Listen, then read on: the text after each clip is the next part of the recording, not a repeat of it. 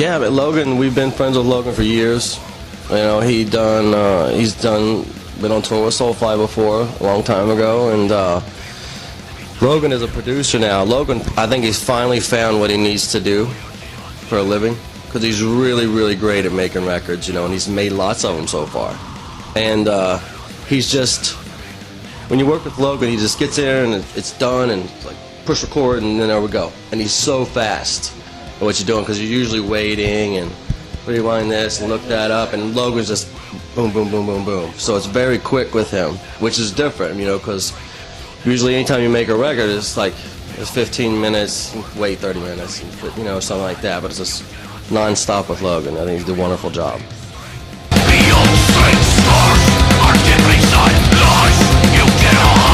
No, he just captured the sound, really.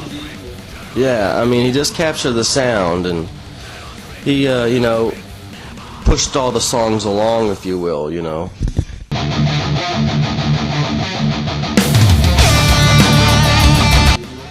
No, we never have finished songs before we walk in, you know. We show up for a tour. We live 4 different states in America. We never see each other. We show up for a tour and we play the show.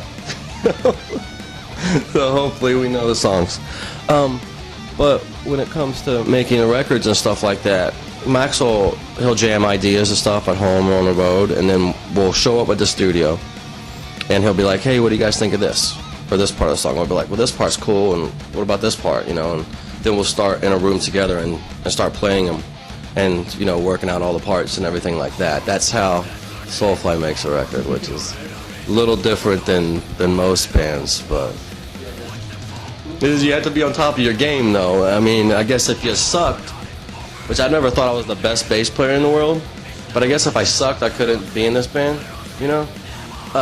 It's just I don't look at myself that way ever, but it definitely keeps you on your toes if you play an instrument every day, you know, because you know, the other night in Spain we played, I can't remember the name of the song, but we played and we haven't played it in like 6 years, you know. I haven't even listened to it since the last time we played it, so, but it was cool. It all comes natural, you know.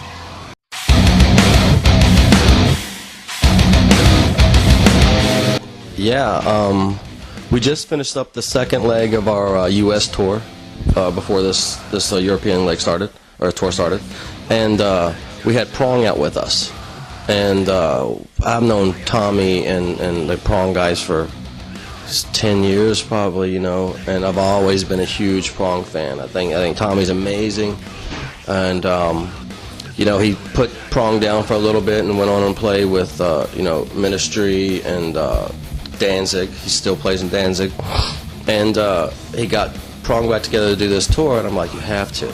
I'm like, we'll take you on tour, you know, on Facebook.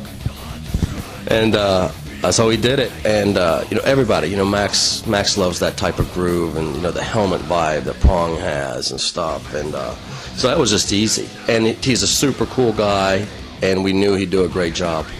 And Greg, when we were actually out in Los Angeles making the record, there was a benefit for Chi that the Deftones were doing across the street from the studio. So Max went over there, and Greg was there as a guest to sing on stage, and that's where Matt and Greg met for the first time. So Max saw him play that night with the Deftones, and he was like, wow, this guy could probably bring something cool to the song. So he asked him that night, and he came down to the studio a couple days later, and there you have it.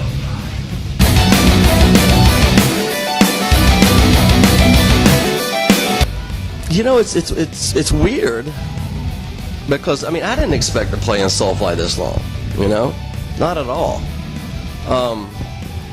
It's like it's never happened, number one, and number two, I mean, never really talked about it. None of us has ever really mentioned it. I mean, we're 4 different individuals, completely different individuals. As far as what we do during the day, what our tastes are, what we like, everything like that. But for some reason, when we get on stage or in a room together to play music, it's like everything goes out the window and it's just the music. I've played in lots of bands and I've never had that feeling before. So it's like it could it could explode at any moment, you know, or it could just stay like it is. It's crazy, you know. But I guess that's how the guys in Guns N' Roses feel, maybe.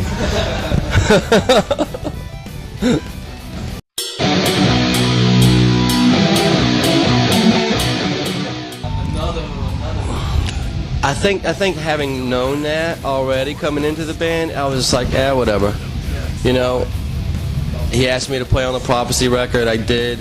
I ended up doing the world tour for that. Then we did the Dark Ages record. He had, you know, and now it's just like, oh, by the way, we're recording a record next week. You know, something like that. So it's like, I don't know. You know, I guess this is the band. So I mean, I never, you know, you never can tell. You only take the best. Yeah, of course. You know, of course. There's too many hours in the day. I don't want to spend worrying about anything. You know, I've had a great time with this band, and I've, you know, traveled all over the world, and, you know, played music for lots of different people, and I've met all kinds of cool people. So.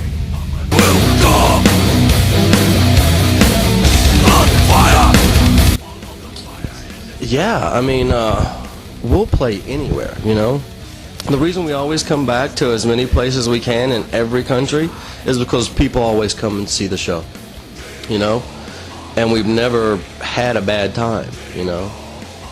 We play Paris rarely, you know? We play outside of Paris more, you know? Maybe once every couple of years we'll play Paris. But the rest of the time we'll do like 4 or 5 shows in France, you know? Every time. So...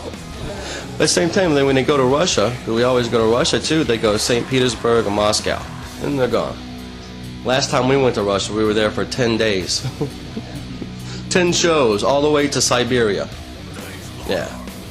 So, and no tour buses, it's always flying in Russia, which is very scary. No, not in Russia. I don't like flying in general, but it's newer planes I like. I don't like, you know, it's too risky. But anyway. But, you know, we went there in Siberia. Wow. And we pulled up to Siberia, which is just crazy because it's Siberia. And they're like, yeah, the only other band that's ever played here is like Deep Purple or something. I was like, well, fuck, you know, Deep Purple plays Siberia. Now we are. But of course they played one place in Siberia, we played 5. Yeah. Yeah. And it was a crazy thing about Siberia because we first landed in Siberia and there's the airport one way and there's a tree over here and a house over here and the jet is landing. And that's then the runway. And then you pull up there and the airport is like this big, you can see through it, the window, and there's the other side. And we get on our stuff and go do the show, awesome show. And by the last show, we played this huge city in Siberia, which I didn't think they had anything huge or anything like a city.